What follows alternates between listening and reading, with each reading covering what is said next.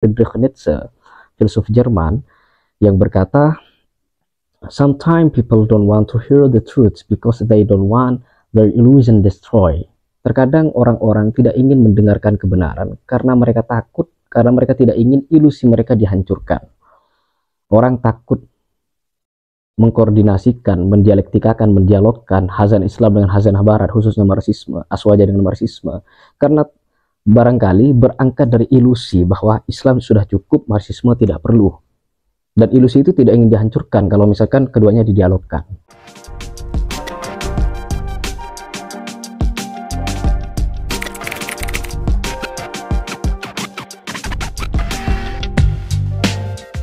Salam sejahtera untuk semua, jumpa lagi dengan channel Iman Nalar. Di video kali ini saya akan mencoba mendiskusikan hubungan antara Aswaja dengan Marxisme. Dengan satu pertanyaan, bolehkah Aswaja itu bekerja sama dengan Marxisme? Berbicara Aswaja sebelum saya masuk ke hubungan antara Aswaja dengan Marxisme, Aswaja itu adalah sekte tauhid, sekte teologis, yang di dalamnya ada dua golongan utama, yaitu Asy'ariyah dan Maturidiyah. Asy'ariyah itu dibawa oleh Abul Hasan al-Asy'ari, sedangkan Maturidiyah oleh Abu Mansur al-Maturidi. Nah, sekte tauhid ini berpolemik dengan sekte-sekte yang sezaman, misalkan Mu'tazilah, Murji'ah, Syiah, dan Khawarij. Sementara kalau Khawarij itu lebih dahulu dari Sunni, dari Ahlus Sunnah atau Aswaja, tetapi sisa dari pemikiran Khawarij itu tetap ada dan tentu masih berpolemik dan berkonflik dengan Aswaja. Aswaja sebagai singkatan dari Ahlus Sunnah wal Jamaah pada mulanya adalah sekte tauhid, sekte teologis. Tetapi kemudian, lebih singkat sejarah, Hadratus Syekh Hasyim Asy'ari, pendiri Nahdlatul Ulama NU, merumuskan bahwa Aswaja itu cakupannya bukan hanya tauhid, tetapi meluas ke fikih dan tasawuf. Sehingga kemudian dirumuskan di dalam risalah Ahli Sunnah wal Jamaah bahwa Aswaja itu, Ahlus Sunnah wal Jamaah itu, atau biasa disingkat Sunni, itu isinya kalau dalam tauhid maka ada Asy'ariyah dan Maturidiyah, tinggal dipilih mau bersekte yang mana. Kemudian dalam fikih ada Syafi'i, Hambali, Maliki, dan Hanafi. Kemudian yang dalam tasawuf itu ada Al-Ghazali dan Junaid al-Baghdadi. Nah, Aswaja ini merupakan sekte dominan Islam sampai sekarang yang secara kuantitatif itu bersandingan dengan Syiah dan Wahabi sebagai dua sekte sandingan, bahkan tandingan bagi Aswaja. Nah, lingkungan Islam secara umum, khususnya Aswaja secara khusus, itu didominasi oleh hazanah keilmuan yang sifatnya preskriptif. Preskriptif itu artinya tentang apa yang harus manusia kerjakan. Nah, Aswaja itu kan secara umum di dalamnya ada 3 disiplin ilmu, tauhid, fikih, dan tasawuf. Kemudian ilmu lainnya ada ilmu Quran, ilmu hadis, dan beberapa ilmu yang menopang ilmu-ilmu ini. Atau kalau misalkan menggunakan klasifikasi Hasan Hanafi di dalam At-Turath wa Tajdid, Mauqifuna min at-Turathil Qadim, tradisi dan modernisasi sikap kita terhadap tradisi klasik. Jadi Hasan Hanafi itu membagi ilmu keislaman secara umum, ya bukan hanya Aswaja, itu kepada 3. Pertama, ilmu skriptural murni, ilmu nakliyah murni, ilmu yang memang basis penelitiannya adalah kawasan penelitiannya itu adalah teks-teks keislaman yang otoritatif dan penalarannya cenderung riwayat, bukan menggunakan penelitiannya bersifat riwayat bukan diroyah, berbasis ke riwayat bukan ke penalaran. Nah, ilmu-ilmu ini misalkan ilmu hadis, ilmu sirah, ilmu asbabun nuzul, nasikh mansuh, dan sebagainya. Kemudian ada ilmu rasional murni, ilmu yang sempat berkembang di dunia Islam dan tidak bertalian langsung dengan Quran dan hadis, ya misalkan matematika, aljabar yang dikembangkan oleh Al-Khwarizmi, atau secara umum sains yang dikembangkan oleh ulama Islam pada abad pertengahan. Kemudian yang ketiga itu ilmu skriptural rasional, ilmu atas teks-teks keislaman yang sudah bertungkus lumus, yang sudah berbumbui, yang sudah terbumbukan oleh penalaran. Jadi sudah bersatu dan berpadu dengan penalaran. Nah, ilmu-ilmu itu yang cukup dominan dalam Islam, misalkan ilmu fikih, tauhid, kemudian atau ilmu kalam ya, ilmu tasawuf, ilmu Quran, ilmu tafsir dan lain seterusnya. Nah, itu secara umum ilmu-ilmu yang ada di dalam Islam dan sifatnya dominan. Nah, semua ilmu itu sifatnya preskripsi, memberikan arahan tentang bagaimana harusnya manusia bertindak. Tetapi yang sifatnya deskriptif analitis itu bisa dikatakan krisis di dalam Islam. Saya katakan demikian, misalkan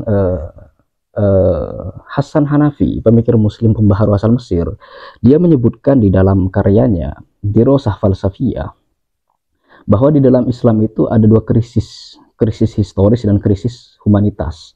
Krisis akan kesejarahan doktrin keislaman dan pemikiran, terutama pemikiran ulama tempo silam, serta krisis humanitas, krisis sosial. Maksudnya kesadaran akademis tentang realitas sosial itu tidak dijamah secara mendalam dalam dunia Islam, kecuali di dalam satu tokoh yaitu Ibnu Khaldun sebagai pencetus ilmu historiografi, sosiologi, filsafat sejarah dan sebagainya, tetapi itu tidak berkembang lebih lanjut di dalam Islam. Sebaliknya, di dunia barat, ilmu sosial, ilmu analitis atas realitas sosial itu sangat plural, sangat mendalam, luas, dan kritis. Jadi misalkan ilmu sosial atau secara lebih umum ilmu humaniora, di situ isinya ada ilmu sosiologi, antropologi, psikologi, linguistik, atau lebih lanjut kalau dalam era postmodern bermunculan seperti semantik, semiotika, pragmatika, hermeneutika, sintaksis, morfologi dan sebagainya. Semua itu ada dalam rumpun ilmu humaniora. Nah, kajian yang sangat mendalam, luas dan tinggi tentang ilmu-ilmu itu di dalam Islam sangat bisa dikatakan krisis, tidak ada. Kenapa? Karena sekali lagi Islam itu cenderung preskriptif, atau secara khusus Aswaja itu cenderung preskriptif. Fokus tentang bagaimana mengarahkan manusia ke depannya tanpa mempertimbangkan secara detail, analitis, dan tajam tentang realitas apa yang terjadi bagi manusia yang terkena, kalau bahasa usul fikih, khitab, terkena perintah untuk menjalankan ajaran agama. Nah, di dalam rumpun ilmu humaniora ada banyak sekali disiplin ilmu, dan diantaranya itu ada pemikiran yang bertitel Marxisme. Ini bahkan disebut dengan disiplin ilmu, bukan lagi pemikiran. Nah, Marxisme itu adalah sekumpulan pemikiran yang pangkalnya itu dari filsuf Jerman bernama Karl Marx. Jadi Marxisme itu ilmu sosial yang sifatnya sangat tajam dalam menganalisis faktor apa yang menjadikan manusia itu tumbuh kemudian dan lebih tumbuh, berkembang, dan kemudian berubah.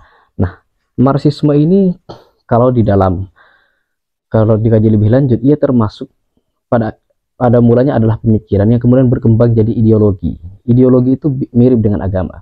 Jadi kalau misal bedanya ideologi dan agama, Ignaz Kleiden di dalam artikelnya Ilmu-ilmu Sosial dan Teologi Kontekstual yang dimuat di dalam jurnal Le Dalero volume 17 nomor 2 Desember 2018. Jadi di situ dipaparkan ada 3 bidang, yaitu Das Sein, Das Sollen, dan Das Wollen. Das Wollen.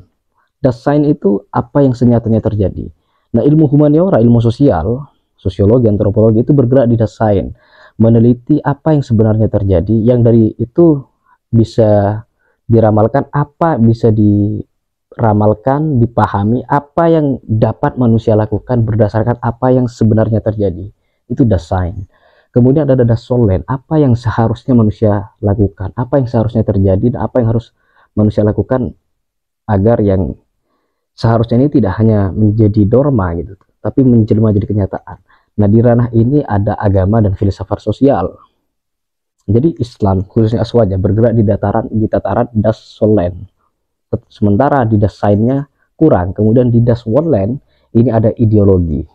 Ideologi itu berbicara tentang bagaimana membentuk masyarakat. Jadi tentang apa yang yang diimpikan, yang didambakan terjadi dan mengemuka dalam kenyataan masyarakat. Nah, disitulah ranah ideologi. Marxisme itu ada di tataran ini, tataran Das Wollen. Nah, Das Wollen dan Das Sollen itu sangat berdekatan karena ia berada di dalam ranah Hinterwelt. Kalau meminjam termnya Nietzsche itu Hinterwelt, di dunia di seberang sana, bukan dunia yang ada di sini yang terjadi sekarang ini di masa kini dan di sini, tapi dunia yang didambakan ada di sana atau harus ada di sana dalam suatu cita-cita, suatu harapan yang ingin dicapai atau harus tercapai. Kalau ingin dicapai itu sifatnya ideologis, kalau harus dicapai itu sifatnya Das Sollen. Di situ Islam dan khususnya Aswaja bergerak. Jadi sekali lagi Marxisme dan Aswaja itu sama-sama bergerak di tataran Hinterwelt. Nah, persoalannya sekarang Aswaja itu krisis di dalam menganalisis realitas sosial. Sehingga kemudian yang terjadi Aswaja itu dalam sejarahnya yang sangat panjang itu cenderung bersikap fatalis. Dalam artian ya, penganut agama khususnya Islam dan khususnya lagi Aswaja cenderung dalam kaitannya dengan kenyataan bersikap fatalis, mudah menyerah, mudah pasrah karena bertopang pada ajaran agama yaitu tawakal, qanaah dan sebagainya, sehingga kemudian ketika berhadapan dengan problem kehidupan bawaannya ya sudahlah, sabar aja, ini ujian, atau ya gitu, syukuri aja gitu. Akhirnya kemudian penalaran tentang apa yang terjadi itu tidak berkembang di lingkungan muslim. Sebaliknya di lingkungan barat itu berkembang kuat. Akhirnya lahirlah berbagai disiplin ilmu yang masif, yang mendalam dan sebagainya. Nah, Marxisme itu menghadirkan suatu cara pandang yang jeli atas realitas sosial, khususnya kesenjangan yang terjadi. Misalkan ya di dalam Marxisme itu ada konsep ideologi, ada konsep alienasi, ada konsep borjuis, proletar, kemudian konsep perjuangan kelas, dan tujuannya classless society itu. Nah, beberapa konsep itu saya coba bahas sedemikian singkat dalam video ini, kemudian saya kaitkan dengan Aswaja gitu. Nah, sebelum saya membahasnya, Islam itu secara umum adalah dikenal sebagai agama keadilan. Itu pernah disebutkan oleh Amin Rais di dalam bukunya Teologi Sosial. Formula Teologi Sosial, Formula Menggempur Kesenjangan, diterbitkan di Mizan tahun 1990-an di Bandung. Jadi Islam itu mendambakan suatu keadilan, tetapi bagaimana mekanisme, analisa, metode, asumsi filosofis yang semuanya bersenyawa untuk menciptakan keadilan itulah itu tumpul di dalam Islam. Adanya hanya seperangkat preskripsi arahan-arahan, sementara basis empirisnya kurang. Nah, di dalam Marxisme itu dijelaskan, misalkan ada konsep ideologi. Ideologi itu dalam pemikiran Karl Marx adalah seperti kamera obscura, tipuan yang dibuat oleh kaum borjuis, kaum elit, untuk mengamankan status quo, kepentingannya agar orang-orang proletar, para pekerja itu kemudian tetap patuh kepada mereka, tunduk pada mereka.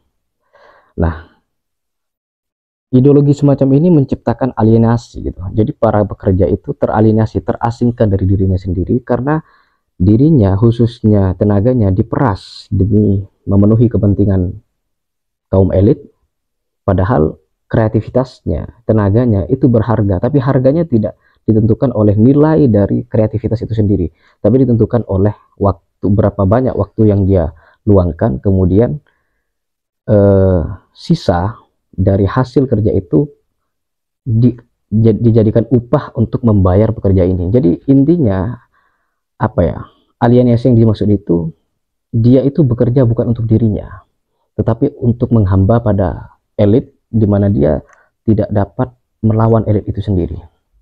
Nah, berhadapan dengan kesenjangan semacam itu, singkat penjelasan, Marxisme itu mendambakan classless society, masyarakat tanpa kelas, masyarakat di mana kalau meminjam analisanya Erich Fromm di dalam The Sense Society, masyarakat di mana orang-orang itu bekerja atas dasar kreativitasnya, minatnya, bakatnya, dan di situ tidak ada lagi yang namanya monopoli, penguasaan oleh satu orang, atau oligopoli, penguasaan oleh segelintir orang. Nah, cita-cita demikian, betapapun mungkin utopis menurut para kritikus Karl Marx, itu sangat Islami karena di situ tidak ada kesenjangan, tidak ada penindasan, tidak ada kedoliman. Satu cita-cita yang sebenarnya sangat berdekatan atau bahkan itulah memang cita-cita Islam. Nah, di poin ini penting saya sampaikan bahwa Muhammad Al-Fayyad di dalam artikelnya, di dalam tulisannya, perlukah mengkirikan aswaja, itu tulisan sebagai kata mengantar di dalam buku Aswaja Materialis, Sains Marxisme dan Postmodernisme Islam, ditulis oleh Muhammad Royhan Fajar.